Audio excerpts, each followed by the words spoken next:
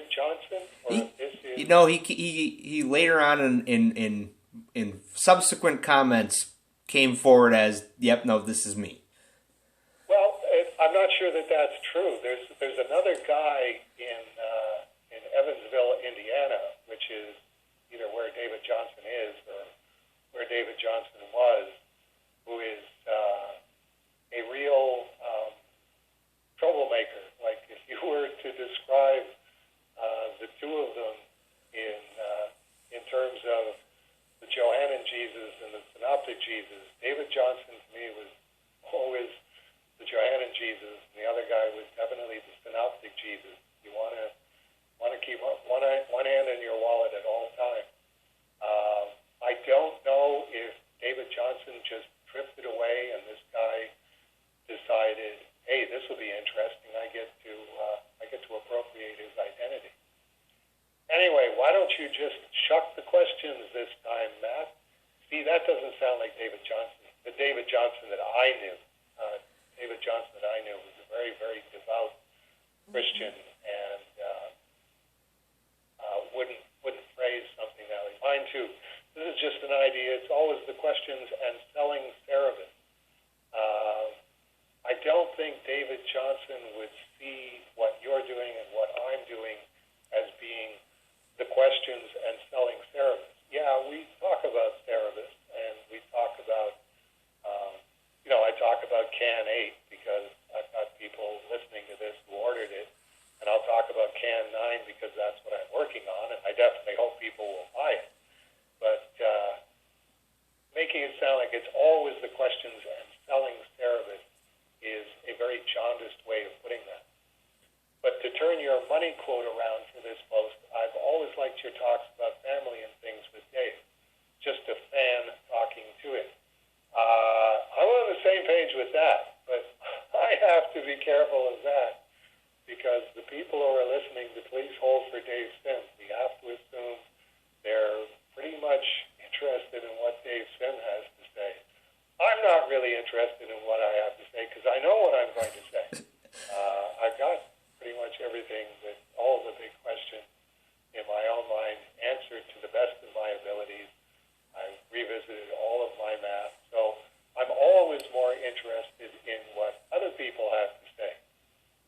Paula and I talking before you picked up, and it's like, can we just switch on record? And I recorded a little bit of that. I should have started it a little bit sooner. Okay. Because I picked up the phone and I'm like, you guys are talking, I'm going to wait until there's a natural break to say, okay, I'm on the phone. And then I'm like, I should really be recording this. Because you're not going to come to a natural break if it's Dave Sim just talking to somebody, because it's, I've been living like this for 22 years, so any chance that I get to find out about other people's experiences, that's what I'm interested in. And the fact that she's in the medical side of things and, has been for a long, long time, I was very curious about, what about the new job? And, the new job is on hold, the one where you went out to the mall with her so that she could buy more appropriate business-style clothes for it. So, I'm sitting there going, I got other stuff that I have to do, and I'm supposed to be talking to Matt for an hour, or as we're at the hour and a half mark now. I would be very, very interested in, there's a lot of questions that I would ask for Paula, and, in the situation that she has, and I hope that she can plug in some more of that at the beginning, get her to record, get her to listen to what the end of our conversation was like, and plug in what she remembers of how that started.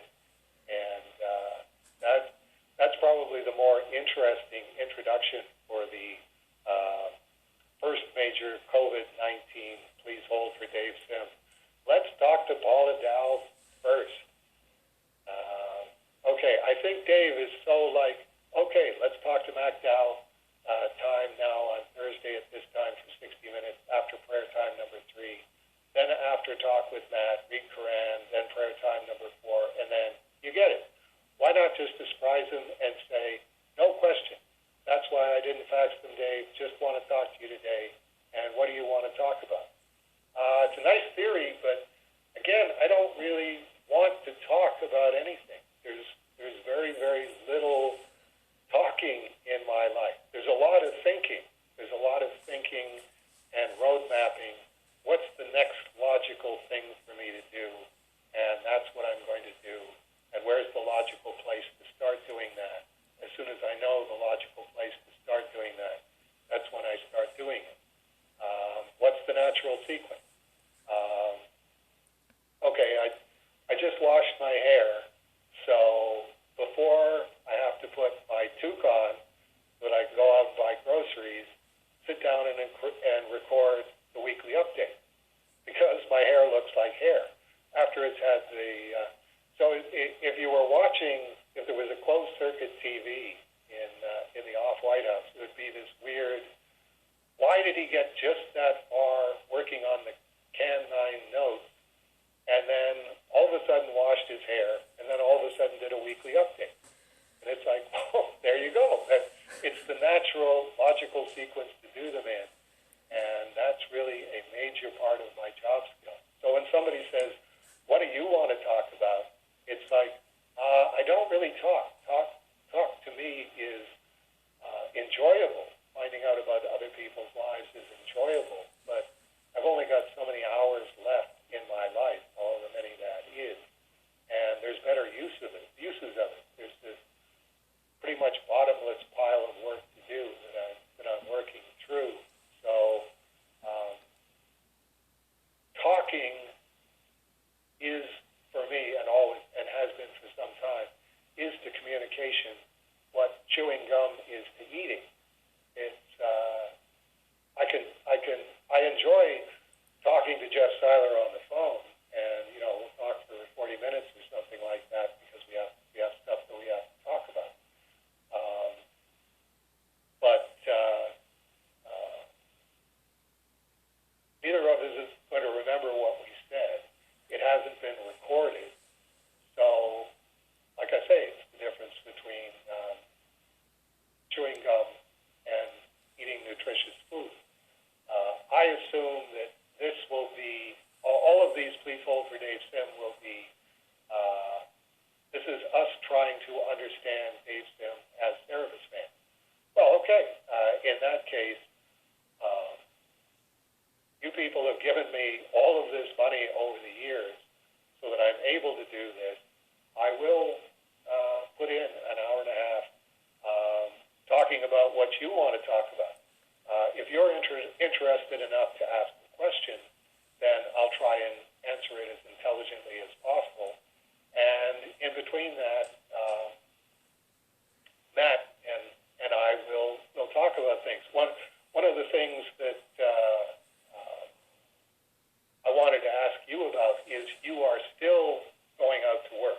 You're not housebound. Not until next week. Next week I start self-quarantining because Janice has got online schooling. So the way it's been working is Paul and I go out and work 8 or more hours a day. And then we come home, eat dinner, try to have a little family time. And it's, oh yeah, at 8:30 at night, Dad, I need you to look over my homework. It's bedtime. It's not homework time, it's bedtime. So right. The federal government has issued an order that employees of quasi-essential, I guess is how I'd phrase it. We're not essential, but we're not essential. We're still open. Businesses, you can get 2 weeks of paid sick leave and then an additional 10 weeks of paid family medical leave at 2/3 of your pay so that you can stay home and take care of your kids who can't go to school or daycare. So starting next week, I become teacher Matt and going to have to work with Janice on her homework. And she's pretty smart, so that won't be that difficult. And then also try to teach Natasha whatever she's learning in her daycare, which I think this week is the letters X and Y. Right.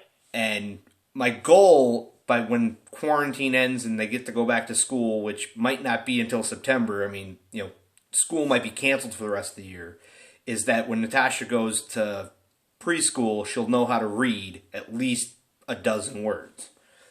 Right. Like my plan is I'm going to take the Cat in the Hat, because there's only 200 different words in that, and read it to her, and like she's got an alphabet puzzle, and I'm going to put all the letters in a bag and have her pull one out, and okay, now we're going to count all the letter A's in the Cat in the Hat, and then we're going to count all the letter C's, and get her used to the idea of this is what a letter is, and the two different kinds of letters, because she knows what a capital A looks like, but a small a confuses her, and I figured out I'm going to teach it to her by, this is Mama A, this is Baby A. Do you understand the difference? And I think she'll get it. Right. Because there's Mom, and then there's Baby Mom, which is her. So I'm hoping that works. Or on the